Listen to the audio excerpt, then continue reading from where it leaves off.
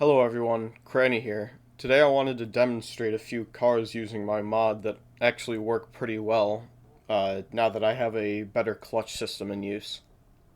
So this here is a car that has a Boxer 8. Which fires two pistons every 90 degrees. And then it's got a flywheel here, just goes back to some gearing directly connected to the axle. With the new clutch system, I can run it like this and then just get it going from the start pretty quickly. And this is a pretty well-working car. It's even good at climbing hills.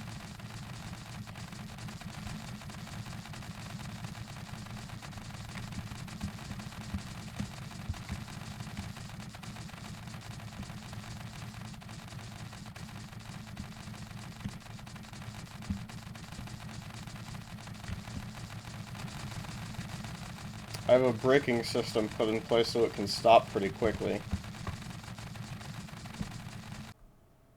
I have a few more car designs like this one, which uses a Boxer 12, and this one with a Boxer 16. I also have a few tractor designs that I've made. This is a pretty simple one with a inline 2. This is just meant to be as compact as it possibly can be.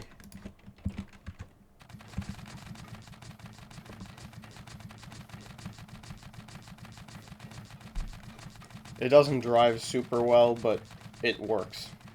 And it's, pretty small, so it's a neat machine.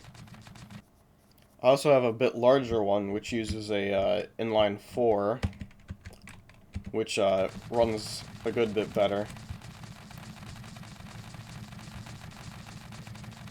One of the main problems with my clutch system is that while it does allow the motor to run faster than the wheels, it doesn't actually give it any mechanical advantage. It sort of just works like a slipping clutch.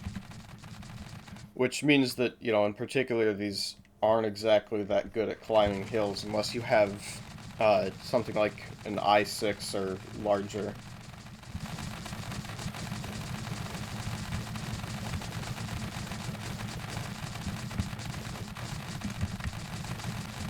But yeah, now that I have this clutch system in place, it actually makes these machines pretty viable for, an actual usable machine. They can start pretty well from a standstill. If you got a larger engine, you can climb hills pretty well.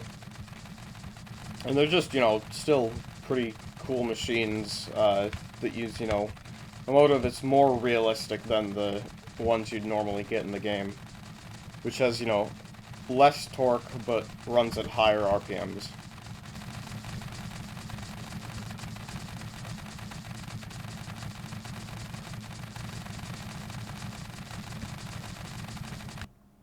I tried to make these as realistic as possible, so you got, a motor in the front, and you've got your transmission under the seat, and then it's just geared out here towards the back wheels, which are being driven. Then the front wheels here are even on a pivot, which is how a lot of tractors were done. So it could get, better connection to the ground without having any sort of, complicated suspension system. Given the right conditions, these things can also go pretty fast. So this thing is doing about 80 blocks a second here. It becomes a problem that the engines just rotate too fast and have too much inertia that it flips the car over.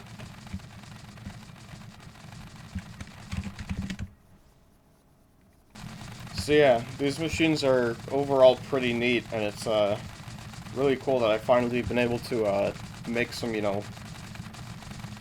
practical machines using these combustion piston engines.